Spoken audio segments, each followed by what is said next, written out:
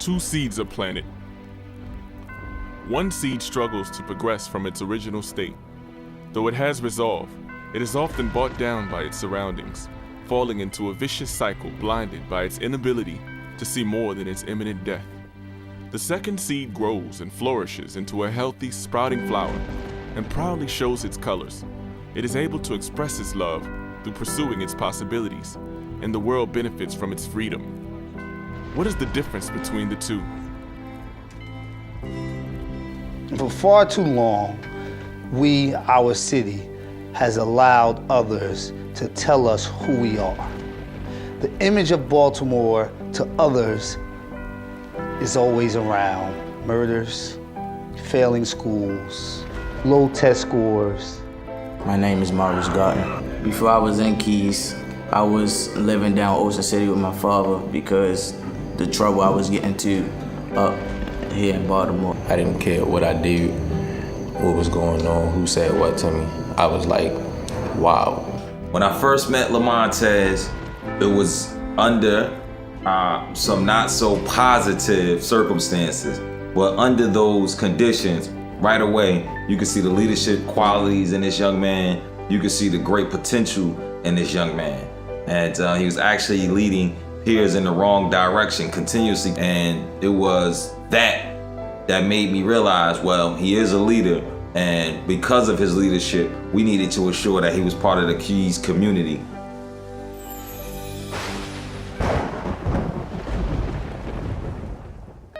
When I came back, my godfather, Chris, that worked at the school, told me about the Keys program. I wasn't too excited because I didn't know him. I didn't know what to expect, what he would do and things like that. When we went to Newark, New Jersey, we visited St. Benedict's. Lamontez, he led us in shaking hands and greeting these other young students. So it's, as we know as a grown person, and especially in the business world, it's something about being able to shake someone's hand and being eager to meet another individual. And he exemplified that energy. Lamontez is a part of our YTP, which is our youth training program. He's met state delegates and city delegates. Our youth grow up believing what we tell them. So if we're constantly telling them about all of the crime and the harmful things that are going on in society as a whole and in our city, then they're more likely going to take that on as their own. So I guess our challenge is that we assure that our kids know that they are a success. So our summer program ran at Marianne Winterling Elementary School, and we did a 4-week camp. We wanted to enhance the life skills portion and the vocational skills of our group that's getting ready to age out of care or age out of high school or age out of home, and give them those employability skills. But we also wanted to help our young people understand that life skills starts early. They learn how to make first aid kits. They learn about community safety. They learned about team building. They worked on meditation and yoga. They did the community garden. They took pots, they took soil, they decorated them, and they actually planted different fruits and vegetables. And over a week's time, they started to see the sprout. And then over 2 weeks' time, they got to see the beginning of the stem. And for them, it was like, oh my goodness, did you see? My plant is growing. You laughed at my dreams, said you didn't believe in them, but you couldn't see. I will rise above. Even when I feel there's nothing left, you will only have my best. Even when the rain is falling hard, I have come too far, and through the battle scars, I will rise above. When I first found out I'm gonna be gardening, I really ain't want to do it. I really still ain't understand what it was about or why we were still trying to plant or grow a tree during the times that we going through now. Like, what's so important about planting a tree? And there's people out here dying. As it continued I started to realize that a plant or a seed is basically like a newborn baby.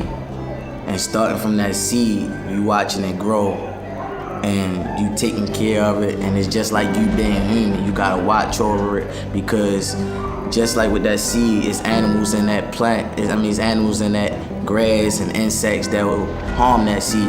Just like with humans, as we kids, there's people out here that can harm us. So me planting that seed, it made me feel like that I was basically taking care of a child. Throughout my past and throughout my life, I did a lot of bad things, and just putting that together, that one seed, and having almost 500 people come out, it made me feel special, because I was like, well, I did that. I planted that. What I say is that we've got to support the community organizations, the folks who are on the ground doing the work. It's not about the big groups. It's about the organizations that reach out to our young people and make sure that they're successful, and we continue to work together, and I'm so happy to be here.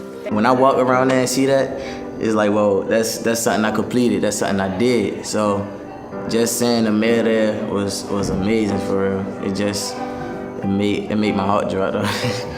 This is a young man who has some tough challenges in his life that he's chosen to overcome.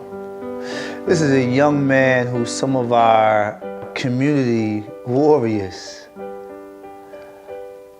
took, not under their wing, they grabbed him up and said, "You coming with me." First, meeting Mr. Muhammad, like, I was kinda in my little modes where I didn't want to listen to nobody.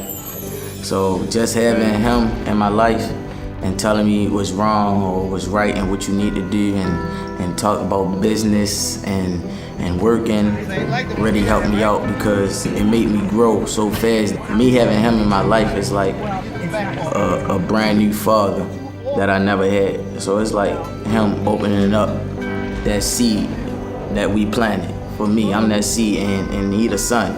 I need him. If I didn't meet Mr. Abdul along with my other mentor, Mr. Mason, I probably wouldn't be in school right now.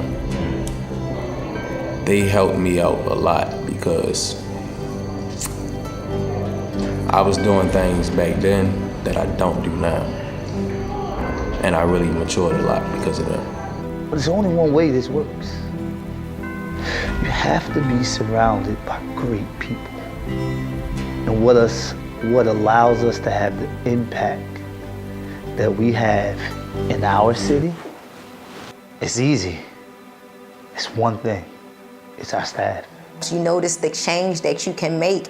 And it's like, once I got a taste of it, I wanted it more. And it's like, well, if what I say can impact this person's life, or me sharing my testimonies or my trials, or me sitting down and taking the time to teach you how to work through your trials, like, the reward of that itself is like an amazing feeling, to have someone who's normally like spazzing out, and then they ask, "Can I talk to Miss Small?" I just want to talk to Miss Small. That's awesome. I was born in the blood, through the flesh and the pain, through the scars of the struggle, screams of joy when I came. After nights in the dark, came a sun after rain. Now I must be a spark, be a vector for change, be the fire igniting, one who illuminates, more than darkens or hinders, one who's grateful and brave, didn't anticipate all these rocks in the road, all these obstacles, now we ready for those. Even if I fail, there's nothing left, you will only have my best. Even when the rain is falling hard, I have come too far, and through the battle scars, I will rise above. Together there's nothing we can achieve. I must plan to win. And expect to win. Failure is not an option. I hold the key to my success. I hold the key to my success.